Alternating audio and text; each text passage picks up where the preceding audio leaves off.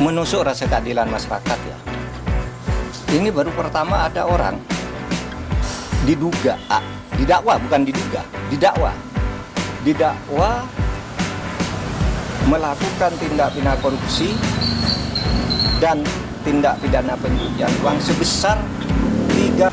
Ya, saya heran ya, menteri terkait dengan hukum itu sukanya mencari dalil atau pasal pembenar terhadap apa yang disampaikan oleh Presiden. Seperti kasus pemulangan narapidana ke luar negeri, katanya hanya tactical arrangement gitu, padahal ada hukum yang melarang.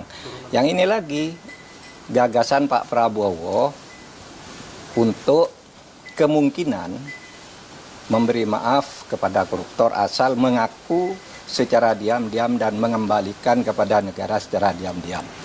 Itu kan salah. Undang-undang korupsi tidak membenarkan itu, hukum pidana tidak membenarkan itu.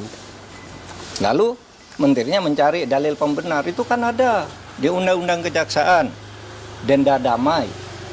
Denda damai itu hanya untuk tindak pidana ekonomi sesuai dengan undang-undang tentang bea cukai, undang-undang perpajakan, dan undang-undang kepabeanan.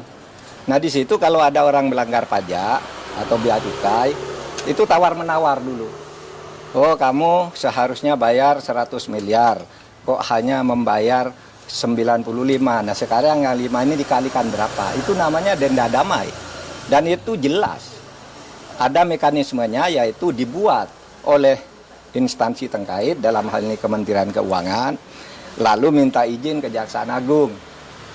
Minta izin ke Jaksa Agung, jelas tuh prosedurnya, angkanya jelas, tidak diam-diam. Nah, sekarang dinaikkan kewenangan ini, Jaksa Agung boleh menerapkan denda damai tanpa usul dari instansi terkait. Tetapi itu tetap tuh undang-undang tindak pidana ekonomi, yaitu untuk kepabeanan, untuk pajak, dan untuk tadi bea cukai. Itu diatur di dalam pasal 35 Undang-Undang Kejaksaan Agung yang terbaru. Dan itu jelas di dalam pasal 35, dan penjelasannya itu hanya untuk tindak pidana ekonomi tertentu. Korupsi tidak masuk di situ. Oleh sebab itu, menyongsong tahun baru nih, mari ke depannya jangan suka cari-cari pasal untuk pembenaran, itu bahaya. Nanti setiap ucapan Presiden ditarikan dalil untuk membenarkan, itu tidak bagus cara kita bernegara. Prof, kita seperti apa yang menusuk rasa keadilan masyarakat ya.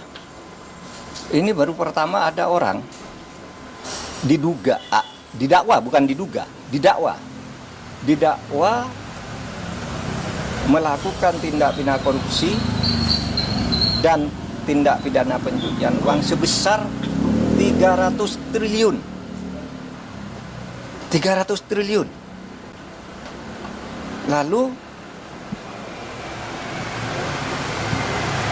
tuntutannya hanya 12 tahun. Dengan uang yang tadi 300 triliun itu dikembalikan hanya 210 miliar. Ditambah denda 1 miliar.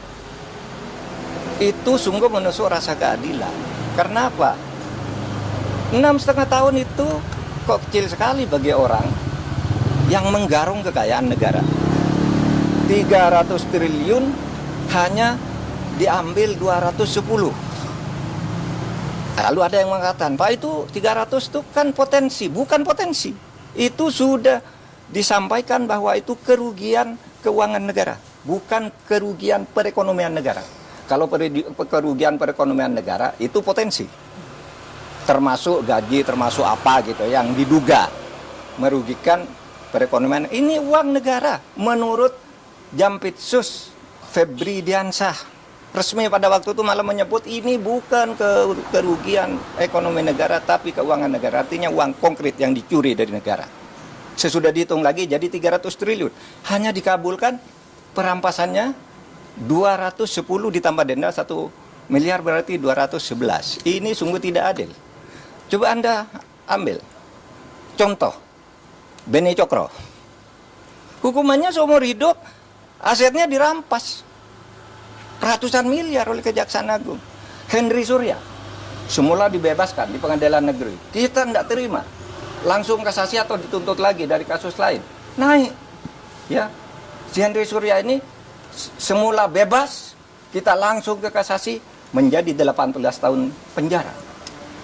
Hartanya juga diambil. Sudah disita oleh kepolisian lebih dulu.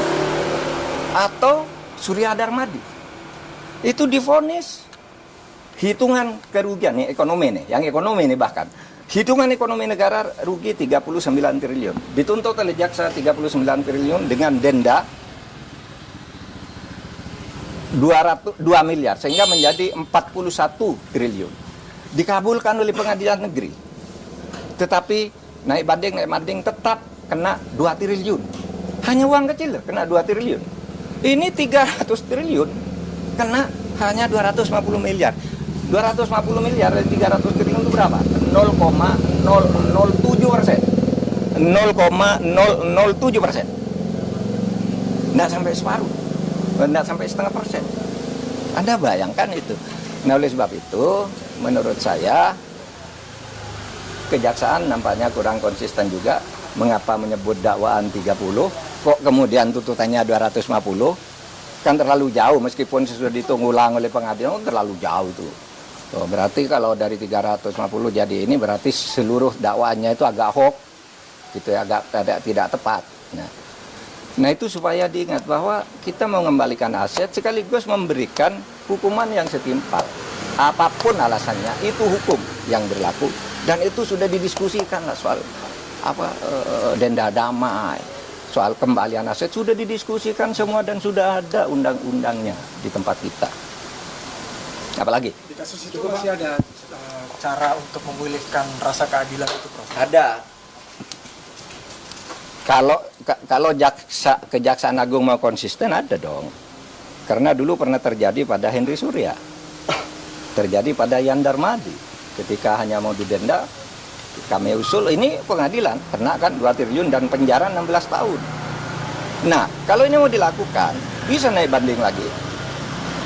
Tapi tetap aneh bagi saya kalau dakwaannya 300%, bisa naik banding lagi. Kalau dibanding kasasi lagi, bisa PK lagi, tapi sementara selama ini kan belum inkrah semuanya. Itu masih bisa dilakukan.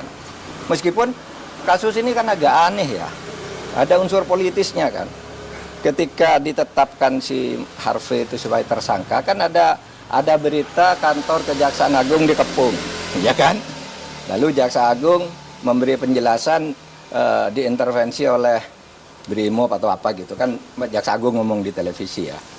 Lalu analisis di luar itu sebenarnya bukan penangkapan terhadap mafia nikel, tetapi apa? Itu upaya pergantian penguasa mafia sehingga yang lama dihantam agar ganti gitu. Tapi hukumannya tidak sungguh-sungguh.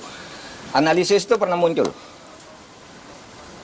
Saya baca itu dari pernyataan terbuka Pak Ansat Mbai, mantan kepala BNPT ya waktu itu.